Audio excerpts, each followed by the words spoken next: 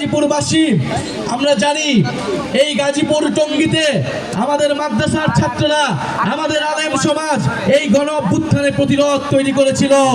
আমরা সে সকল আমাদের আলেম ভাইদের মাদ্রাসার ছাত্রদের আমরা লাল সালাম জানাই। তাদের এই অংশগ্রহণের মাধ্যমে আমরা ফ্যাসিস্টকে বিতাড়িত করতে পেরেছিলাম। প্রিয় গাজীপুরবাসী, আমরা গাজীপুরে এসেছি, গাজীপুরের সমস্যা নিয়ে কথা বলতে চাই। জাতীয় নাগরিক পার্টি গণ অভ্যুত্থানের পরে একটি নতুন বাংলাদেশের স্বপ্ন দেখে, একটা নতুন গাজীপুরের স্বপ্ন দেখে। আমরা সেই গাজীপুর তৈরি করতে আপনাদের সহযোগিতা চাই।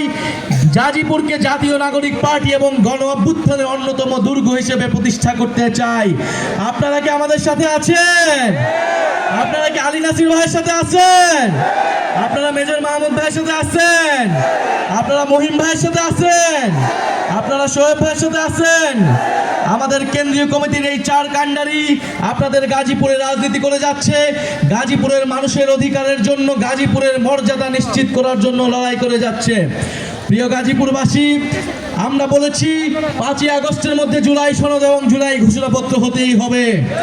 এর কোনো বিকল্প আমরা দেখতে চাই না।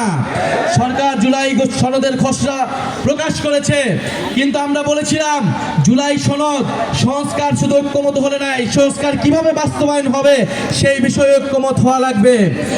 90-এর গণ অভ্যুত্থানের পরে রাজনৈতিক দলগুলো বাংলাদেশের জনগণের সাথে, ছাত্রদের সাথে প্রতারণা করেছিল।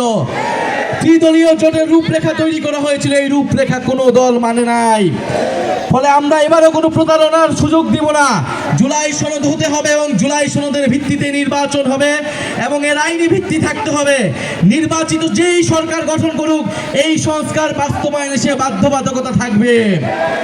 প্রিয় সংগ্রামী বন্ধুগণ, আমরা আশা করব 5ই আগস্টের মধ্যেই অন্তর্বর্তী সরকার এবং সকল রাজনৈতিক দল জুলাই সনদ এবং জুলাই ঘোষণাপত্র জারি করতে পারবে এবং আমাদের যে আকাঙ্ক্ষিত গণ অভ্যুত্থানের 1 বছর আমরা সকলে একসাথে আমরা সেলিব্রেট করতে পারবো, বিজয় উদযাপন করতে পারবো।